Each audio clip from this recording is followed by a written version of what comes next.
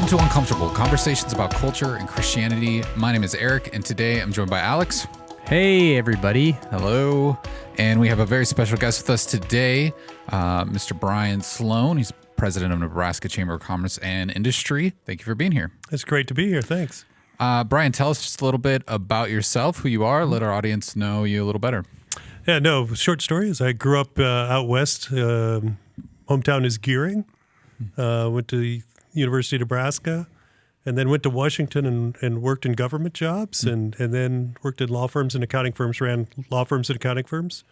Started a law firm in Germany when the wall came down. So I've been an immigrant before starting a business. Wow. And came back, worked here and retired in 2014, and then was unretired by my wife several times, and so I'm still working. All right, there it is. Yeah.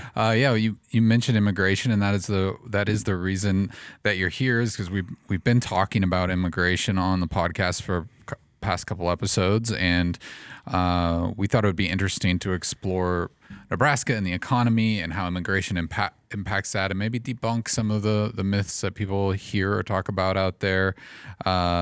Just last week, we spoke with Nar, and she immigrated from Bhutan and Nepal years ago. But one of the things she's experienced even in the workforce was people saying, even though she earned it, she took the test, she got the qualifications, she was hearing, well, you people are coming over here and taking our jobs, and these types of stereotypes that I think we commonly hear, but I think sometimes people can easily dismiss as like, oh, that's a trope or whatever. That doesn't actually happen. But that was something that kind of hit home to us. And what's your take on that? Is that something that's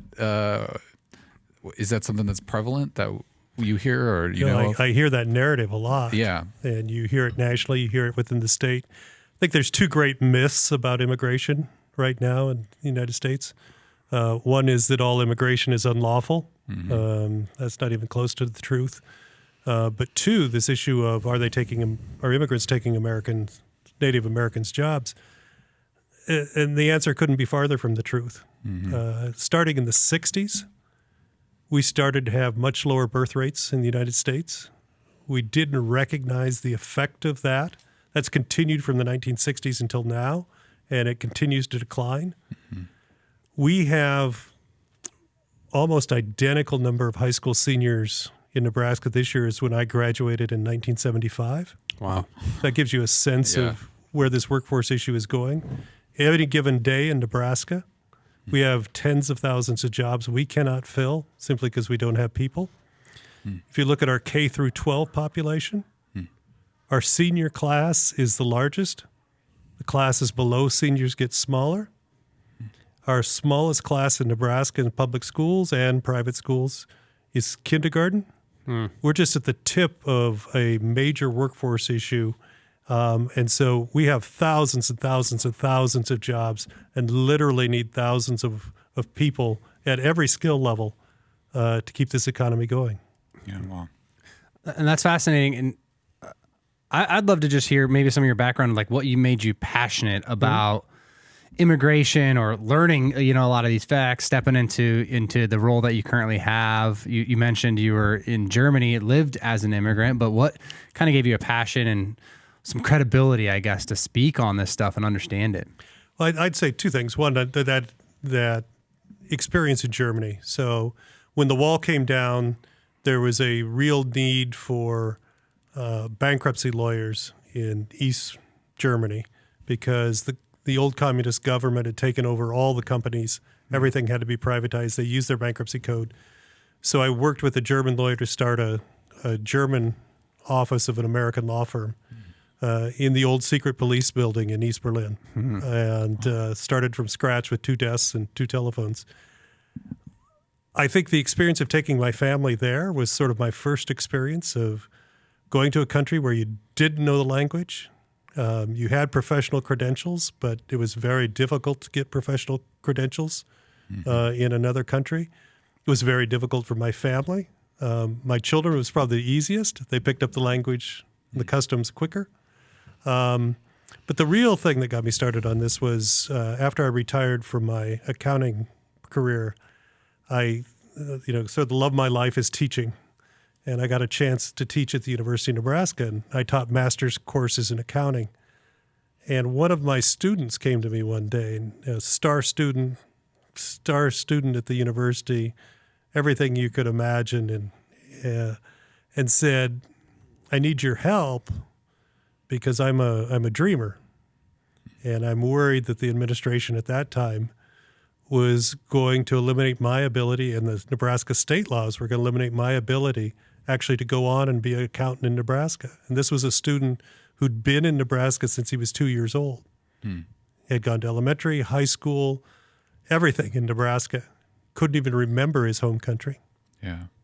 And that was sort of my first inkling that all around us are great people in our community that are really stars in our communities. A lot of them are employers who've been here for 10, 20, 30 years. And so when we think of immigration, we too often don't think about those people. Yeah. So you shared, earlier about, just things I didn't know about the senior class being the same as it was. And obviously our population as a state is growing and we've become... Our economy is multiple times bigger. Yeah. And so what drives people? Because I think a lot of people have that belief that's just in them that, okay, people are coming and taking our jobs, that's just a reality. What do you think drives that narrative into us? I think it's mostly generational, Okay. and mostly my generation. So I'm part of the boomer generation. We are the largest generation ever. And in my generation, that could have been true. So when I came out of college, there were more people looking for jobs than we had jobs. And so that's the environment we grew up in. And if you assume nothing has changed, perhaps you think that that's still the issue. We're in one of the greatest workforce challenges in the history of the country, probably since the early 1900s in Nebraska. So when we hear about like unemployment rates and things like that, how does that play? How does that factor in to that narrative? So what I tell people when I have these discussions nationally, Nebraska's really ground zero for this debate. We have the lowest unemployment rates typically, very close to the lowest or lowest. We also have the highest worker participation rates. Nobody should be surprised at that. The work ethic in Nebraska is like no other. That means that everybody in Nebraska who wants a job, for the most part, has a job. Yeah. I'm not saying every single individual, but there is no group of thousands of people out there that we can go find to fill these tens of thousands of jobs right now. That's fascinating. Yeah, that is.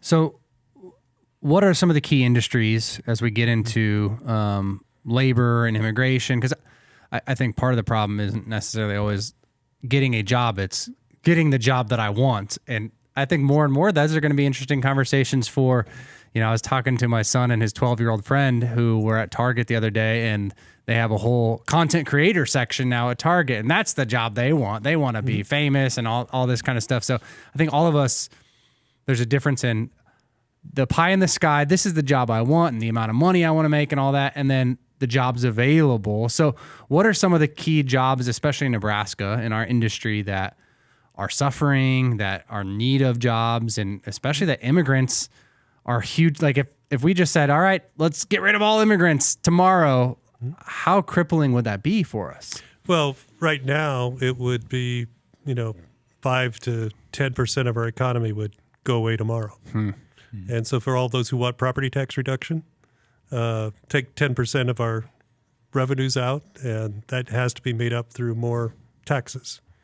This is really important stuff for us. Interestingly, on the job market, it's every level. So when we think of immigrant labor, oftentimes we think of packing plants and things like that.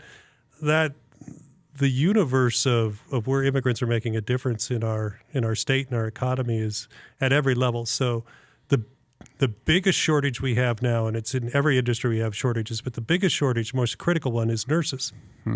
We have a massive shortage of nurses. That affects our healthcare. That affects hospitals' ability, emergency room capabilities, things that affect us every day. But we also need engineers. We need computer programmers.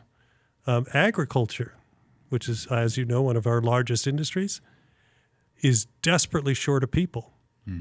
The cattle production, pork production, dairy, and the current immigration system doesn't help that, because a lot of the visas that are issued by the federal government are temporary visas. Cows need to be milked 12 months a year. Yeah. And so the dairy can't survive with temporary workers. Yeah. And one of the things that you brought up, it reminds me of part of Nar's story. She said, when she got here to the U.S., the first actual job she wanted and studied for, went to college for, was a nurse. So she's like, a family paid for me to go to nursing school. I went to Midland. I graduated with that. I started applying for jobs because in my home country, I was working in that field. I was nursing people. I was helping people in HIV and AIDS and all that kind of stuff. I came here, I got the degree, I started applying at the place right across from me, a nursing home, and I just couldn't get a job because they told me I'm fresh out of college, I don't have the experience, because they didn't care about my experience in another country, all of those things. So how does like even that narrative of like, we want the best, we want people with experience, but yet we don't accept the experience that was in another country, kind of like you were sharing, even going, being a lawyer, you've got to jump through loopholes and things like that for people to how does that play into the problem? Because that was part of her. She's like, okay, they say I don't have the experience, even though I have the education, so I got to look elsewhere. It's a big part of the problem. So a lot of the regulations, federal and state, were written back in that time that I talked about, when we had more people than jobs. And so the regulations were pretty tight in terms of what certifications we'd accept and how this would work. We're now in the opposite situation, where we absolutely need nurses and we need engineers.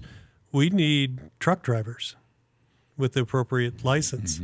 And so we literally have immigrants come to the United States with all the qualifications for these jobs, and they have trouble getting certified. These are things that are easily fixable. But it's going to take the will to make that happen. Yeah. So it seems to be clear that the myth of immigrants not contributing to the economy is that a myth. And I think when we're talking about these myths, another one that comes up, especially during the political season, is about immigrants and the crime that they're bringing, or that they are criminals, that their identity is almost synonymous with. We hear people say all sorts of horrendous things.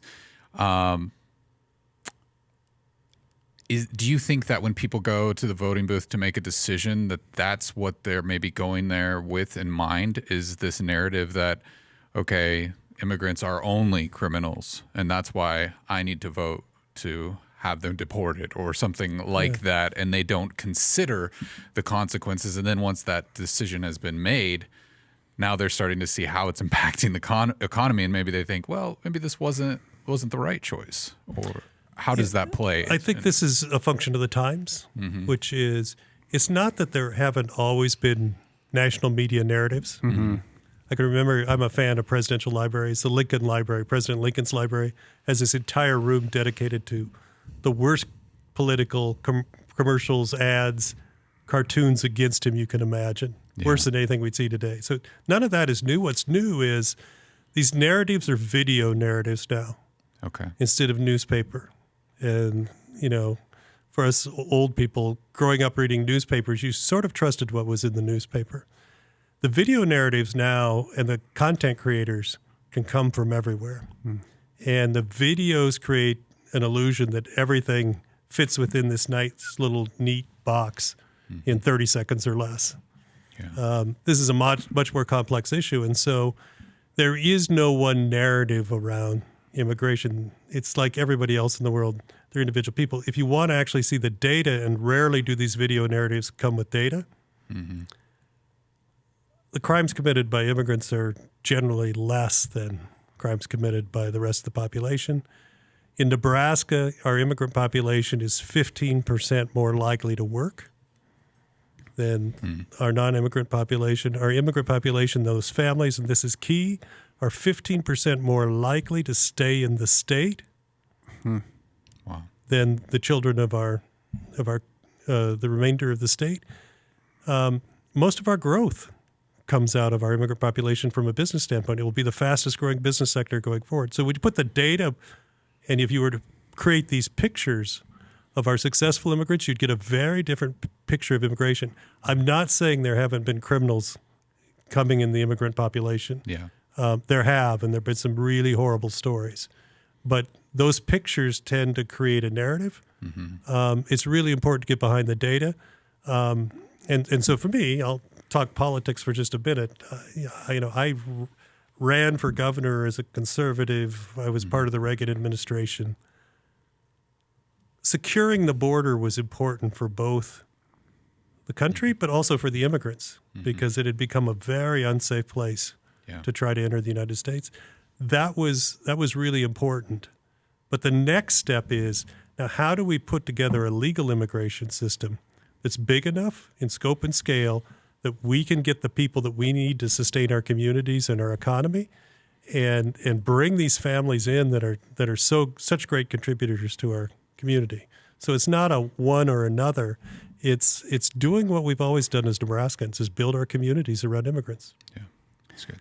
I don't think there's a person probably listening to this that doesn't have a family history of migration, to the United States. And obviously you've talked about how laws have changed, and maybe some of the archaic laws are kind of the pinch point of some of these things.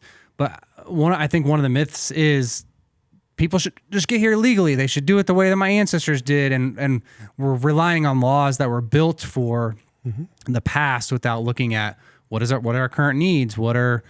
How's the world changed? All those things. And so how is maybe that myth or that suggestion that, well, they should just do it like my grandpa did and enter through Ellis Island or whatever, that maybe that's a little too far, but No. How do those myths change and not help us in some of the laws that are archaic, not help us in pressing forward? Yeah, I would say at this point in time, as we sit today, we probably have as much in terms and more in terms of border controls than we did in the Ellis Island days. We have a much better idea who's coming, how to vet them, whatever, than Ellis Island. And I always tell people my great-great-great-grandparents came from Scotland.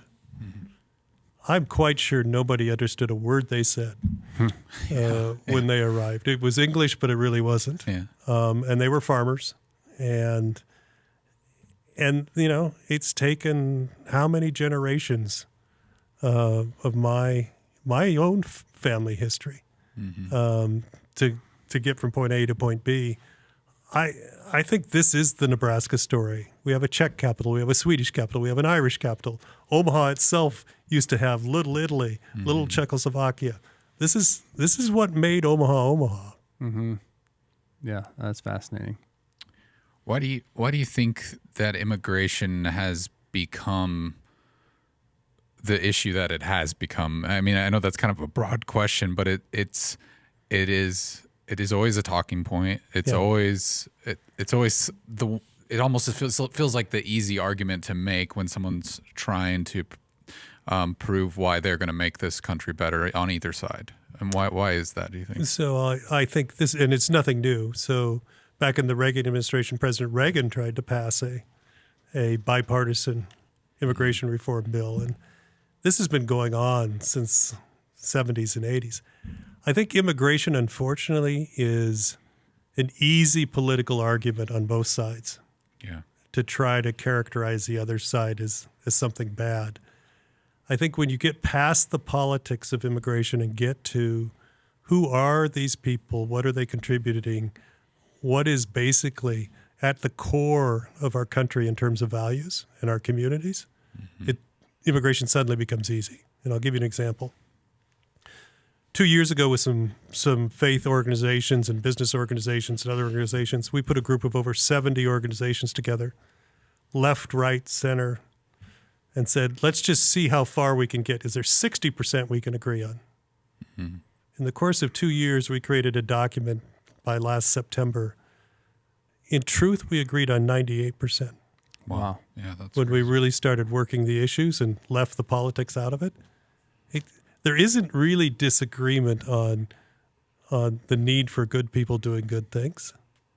It really is this political narrative over the course of 50 years has boxed us in a way that's not helpful. And then it almost seems like, I mean, I guess it's just maybe like a personal thing for me where it's so frustrating when you see people kind of die on the hill of the party line just for the sake of it, and they try to make these arguments, and it's, we could come together, we could cross those lines and work together, but it seems like if you do, you're labeled one way or another because you've chosen to support one thing over the other. So I'll give you the good news. Yeah. The good news is we live in Nebraska. I always tell people we live in the greatest nation in the world, and we're lucky enough to live in the greatest state in that nation. So I travel the state every day, and for the last 4 years I've been talking about immigration. There is broad support. I mean, super broad support for common sense immigration reform.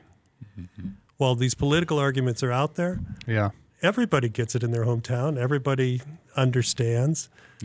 This is not complicated outside of politics, and there's lots and lots and lots of support for this. Everybody just wants a common sense answer to this. When you see what's happening currently in this political climate, where things that are happening on Capitol Hill that are affecting Nebraska, though, things with like Doge and these things that are making decisions that are affecting families here, immigrant families here, and in a real way, like what can be done about that? I think we're seeing that in our own church community, where there are families that are being sent back because programs are being canceled that were a legal means to enter the country, and now suddenly they're not. And what? So I hear you, but how do we protect Nebraska from those types of things? No, and I think I said this before this last election, whichever side you were on. I really felt that whoever got elected president within 2 to 3 years would support a bipartisan legal immigration reform bill. Because when you're president, the most important thing is the economy. Presidents get voted in or voted out basically because of the economy. There is no way to sustain the American economy with this workforce shortage unless we have a constructive legal immigration process that allows us to build our population at the levels that are needed. Japan went through this, and we're on that same track right now. So I've always thought that whoever won, that in year 2 or 3 we're gonna see this. What we need to do is make sure that our local politicians, particularly our congressional delegation, feel that support from us. Okay. Yeah. When they have to make those votes, because there will always be a social media element that will, thrives on the argument. It's us. Yeah. It's us giving the support and having the conversations, whether it's in our churches, with our friends, and certainly with those who represent us at every level, that we just want common sense answers on this.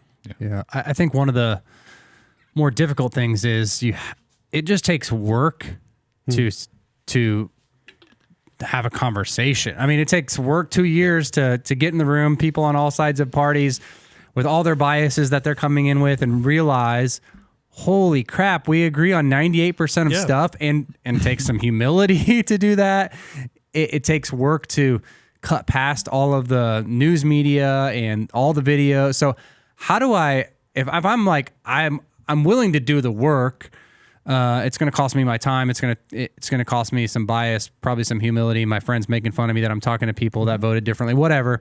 But how do I start to find the facts? Like, where do I just go to figure out, okay, what is our economy? How much is immigration? Like, where do if I'm on that journey to get past, partisan lines and all that kind of stuff, where do I go to actually find the facts and start to make a difference? Yeah, so not to plug the chamber, but if you go to the chamber website, nechamber.com, we have a foundation, and in the foundation segment of that website, we actually produced a report with all the Nebraska data in it. It's an immigration study by our foundation at nechamber.com, which is a very well done report by an outside expert. It's nonpartisan, doesn't take a political view. Here's just the facts on immigration in Nebraska, who our immigrant population is, and what that economic impact is. Yeah. You mentioned Japan earlier. Give us maybe some of the background of what happened there and what we can learn from. So this will show my age as well. But so when I first started as a lawyer, Japan was taking over the world. This would have been back in the early 80s, late 70s, early 80s. The most profitable and dominant company in the world was not American. It was Sony. Mm-hmm. The Japanese banks were starting to aggregate very substantial portions of the world capital market. Japanese companies were at the top of their game. And it was seemingly Japan was unstoppable. There was even talk of Wall Street moving to the Tokyo Exchange. Wow. What happened to Japan was not bad government, maybe. It was an immigration policy that said no immigrants and steeply declining birth rates. And suddenly that economy could no longer compete. The same thing is going on in China today. China's economy is imploding over birth rates. Yeah. Every Western country has this to some extent. The United States has it. We clearly have it in Nebraska. This is the challenge of most of the Western world for the next 2 or 3 decades. I'm going to go home and tell my wife, I guess we're not done. We need to have more children. Yeah. More children. I'm totally kidding. No, and that's, I mean, I don't want to say immigration is the only answer. We have to keep and retain the kids here, and that needs to be equally important. But our communities, both formal communities and informal communities, have to be very welcoming to immigrants and supportive, because they're going to be the engine that drives a lot of sustainability in our communities. So when we look at identify the problem that's there, what are some of the policies or reforms that Nebraska should be implementing or working towards to address the workforce challenges and things like that? So this is where I need to talk to your audience, which is Washington's not going to fix our problem for us. Washington needs to fix the visa processing problem. That I will agree. Bipartisan reform makes a difference. But if suddenly Washington fixed that problem and there were 50,000 immigrants today, who we have the jobs for them, and we put them in Memorial Stadium, we don't have the houses, the child care, the hospital capacity, the school capacity, or even the basic support infrastructures within the state to really support that transition. Yeah. And so the name of the game is going to be, are our communities building legal immigrant supportive infrastructure? And it starts with affordable housing and childcare, which also help us to retain our kids. Those are the two resources that are the least available right now. So if I'm average Joe, I can go to your website and find out all this data. I can go do that. But are there more things beyond this that I can start to practically do to start walking us towards that direction of a place? How can I just?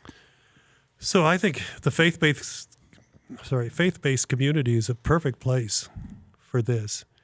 Whether it starts with discussion, reading groups, Bible study groups, or more programmatic in terms of what can we do around affordable housing? What can we do? Let's take refugees, which are the easiest. So these are people invited by the United States to come to the United States. The most recent group has been Afghanistan and Ukraine.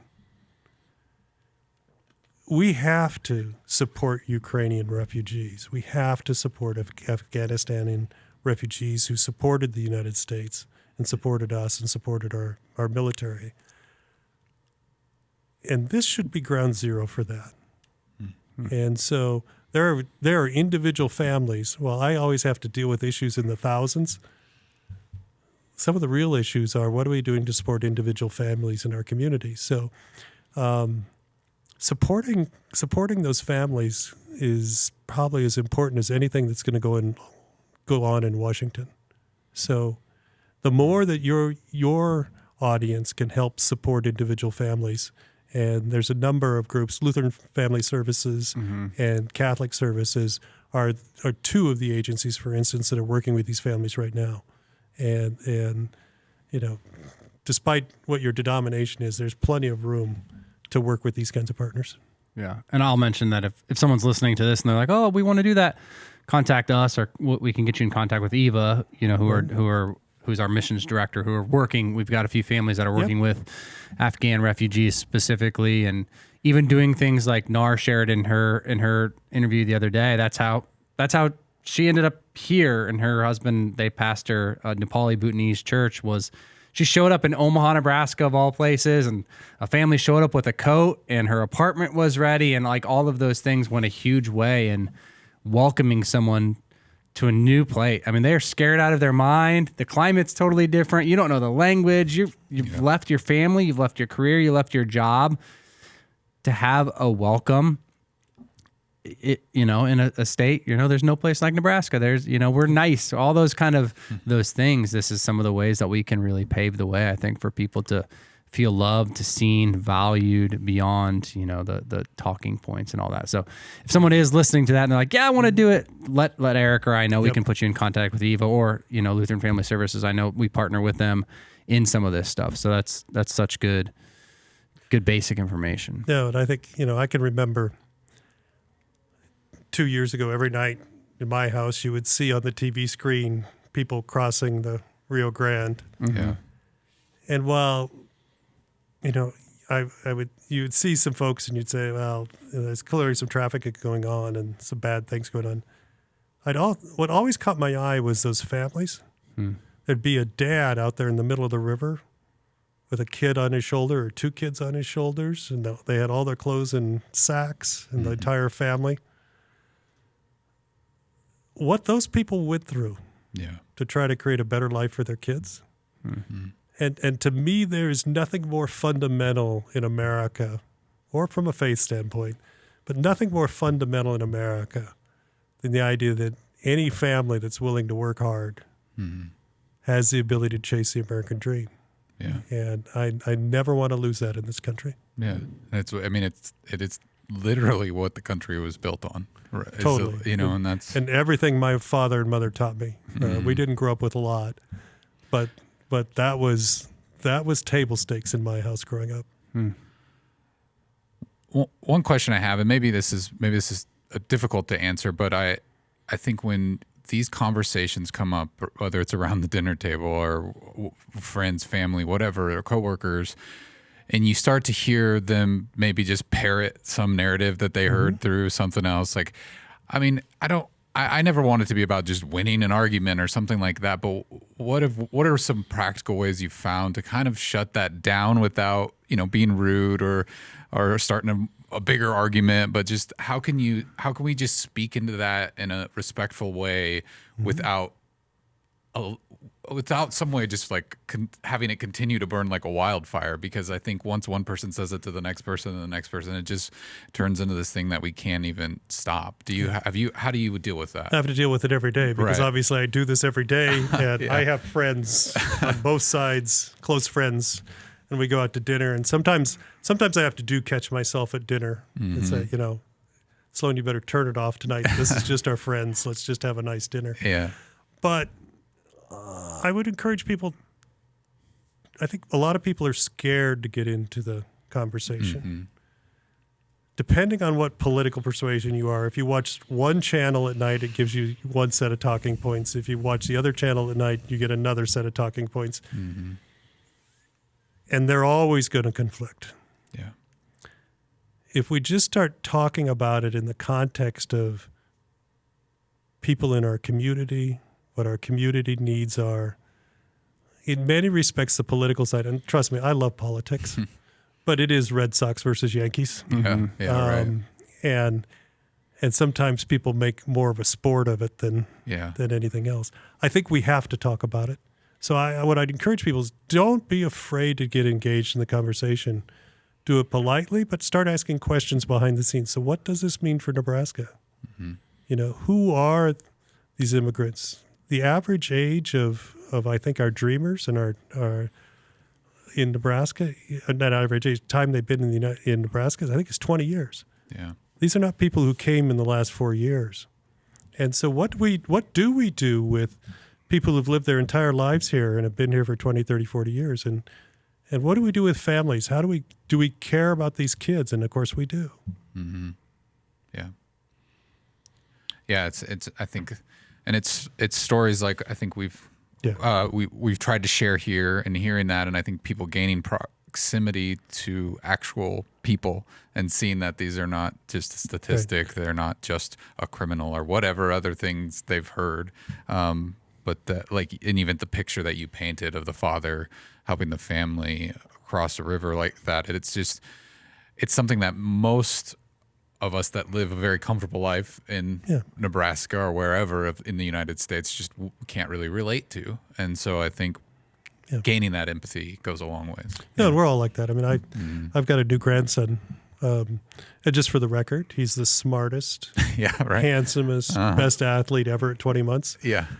Straight ace, dude. Nothing I wouldn't do for this boy. I mean, nothing I wouldn't do for this boy. Yeah. And a lot of these people are people who just, there's nothing they wouldn't do for their kids. Yeah. And there's so many of those success stories right here in Omaha. Yeah. So I think what you guys are doing is right. You couldn't help but be impressed by your last guest. Mm-hmm. You just, some days my biggest decision in the morning is peanut butter or jelly. Right. Mm.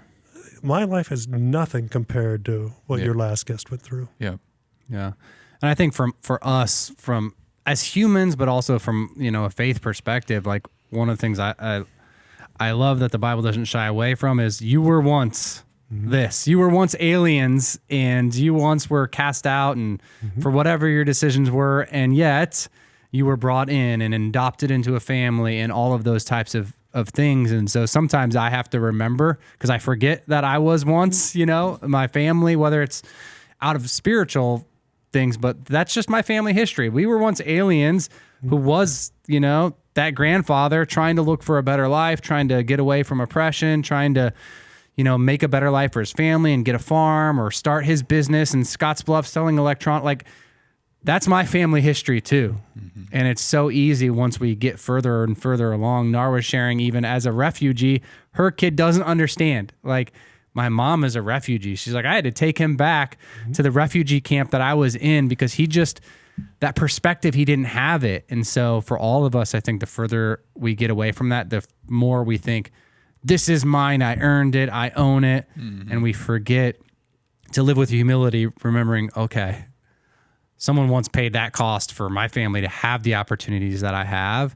And that gives people dignity. It gives people honor. And it also reminds us that was me. That was all of us in some way. And I think that's a helpful, humiliating in the best kind of way thing to remember when we approach these kinds of conversations and people, and they're just at a different stage in that journey than we are at this point. But it gives them dignity and honor and upholds them as image bearers of God. And so I think for us, it's important in the faith community to start there and humble ourselves a little bit as well. Yeah. Nobody's ever going to confuse me with a biblical scholar, so I'm out on the edge at this point. But I mean, two general themes is from the Old Testament is exactly what you're talking about, which is an immigration story. Mm-hmm. Being pushed out of countries, trying to get back into countries, and the faith of that group of people. The New Testament to me is one of clearly, my role on earth is not to judge other people. My role on earth is to pull that big log out of my eye. Yeah. Right. And I think all of this is very consistent with our faith. I think it's all very consistent with what we believe in America. Mm-hmm. I'm not saying that people that engage in criminal conduct should not be subject to criminal consequences at all. Yeah. I am just saying that everything I believe in my heart, from a faith and from being a citizen of the United States, aligns with doing the right thing here. Yeah.